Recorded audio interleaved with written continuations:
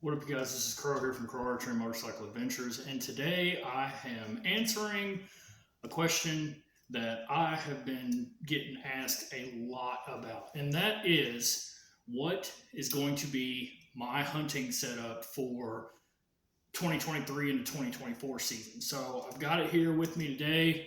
Figured do a quick little rundown, run through it with you.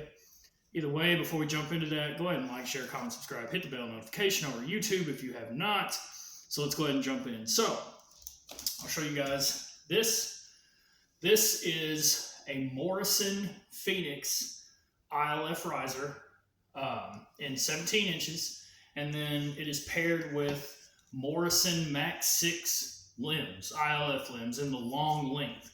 And with ILF, it's called International Limb Fitting. And what it does is it allows you to swap limbs in various lengths on your riser of choice to give you different length bow and also various draw weights, stuff like that. So you're not limited to one manufacturer. Like, I didn't technically have to put a set of Morrisons on this riser just because it's a Morrison riser.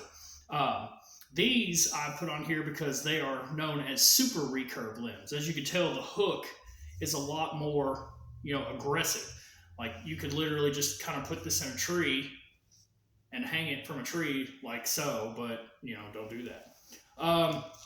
Right now, the way I've got it set up, I have on the riser, I'm just shooting arrows straight off the shelf. So there's a piece of Velcro there, and then there's a piece of Velcro on this Push Archery AccuTune. And the AccuTune is really cool because it kind of lets you do minor fine-tuning adjustments to your arrow after you've gone through and bare shaft tuned them and all of that. So this bow pulls 55 pounds at 29 inches. Now, the way that I have this bow set up, due to the tiller and also the weight adjustment, you see, that's the cool thing about these screws, is they allow you to adjust like 10% of the weight, take away weight or add to it.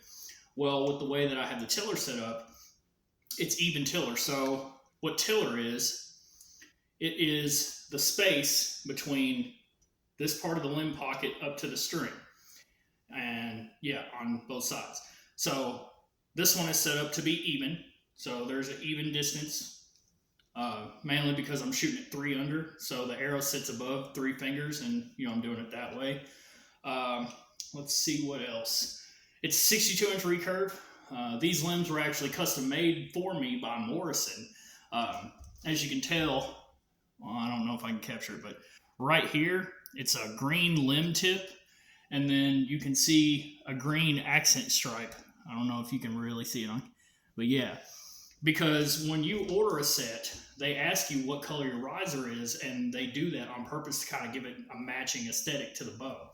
Now, one thing I'm missing right now, I'm waiting on the mail for it, is a Yoast adjustable weight. It weighs 11.6 ounces.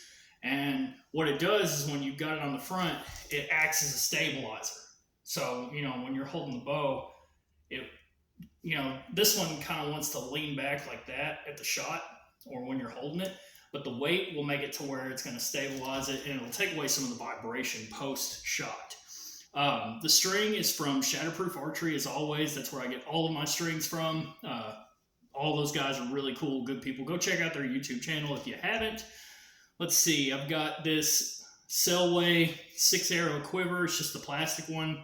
It was the cheapest thing at the time, so I got it.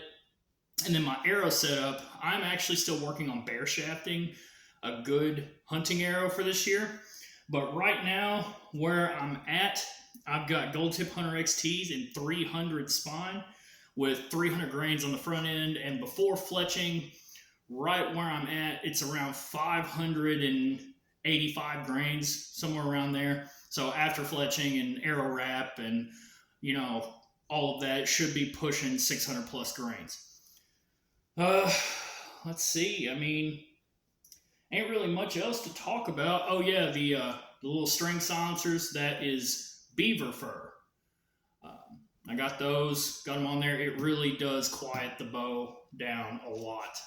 This is the way I've got this set up now. It's actually a really quiet shooting bow. I love this thing. It's great. It really is. Now, I will say, It was not cheap. The limbs alone are $880 shipped to your door. That's after tax, and you got to wait several months and all of that, but worth it to me. The riser, you can't get the 17-inch riser from them anymore. They haven't been producing those for about 3 years, I want to say. They've been trying to get them back up and going, but I don't know exactly how that's going to work out for them. They're really hopeful to get them up by the end of the year, but you can buy the 15s all day. But again, you also have to take into consideration how long of a recurve that you want. With the 17-inch riser, like I've got, um, there's short, medium, and long length limbs. I like the longs, one, because it gives me a 62-inch recurve, but two, I like the feeling of the draw. My draw is 29 inches, so it's above standard draw length. Standard is 28. So if you've got anything under 28, you could look into medium and short length limbs. Uh, but yeah, I mean, this is an awesome bow. I'm really looking forward to taking it out in the woods this year. I shoot it. I have been shooting it nonstop on it. Well, every chance I get when I'm not working and whatnot. Really trying to just dial it in and get the feel for it and get it all worked out. But if you got any other questions about it, just let me know, and I'll be glad to help you out. And if you're wanting to get into traditional archery and you don't know where to start, go ahead, let me know, and I can help you get like a good rig for yourself. Um, just whatever you do, the important thing is, like, I know that this is a 55-pound recurve bow, but when you think about it, if you don't know, that's actually a lot of weight in traditional archery. Like, the recommended starting range is the most amount that you can actually handle accurately.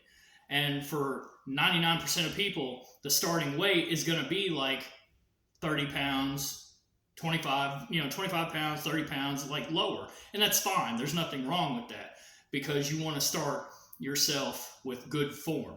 That's really important in traditional archery. Like me, my first recurve bow, I was already overbowed, and I just had to deal with it. It was the only thing that I could get a hold of, and it was the only thing I could afford at the time, and I just had to overcome and adapt and teach myself how to shoot. Now, if it's 25 yards and under, it's dead. Period. Absolutely. Period. There is no questions asked, and that is me shooting, you know, 65-pound recurves. Uh, but I don't shoot 65 pounds anymore. I drop down to 55 and I settle right there. It's enough that I can control it, handle it, uh, and very accurately, especially after several shoulder injuries that I've had. I've had motorcycle accidents.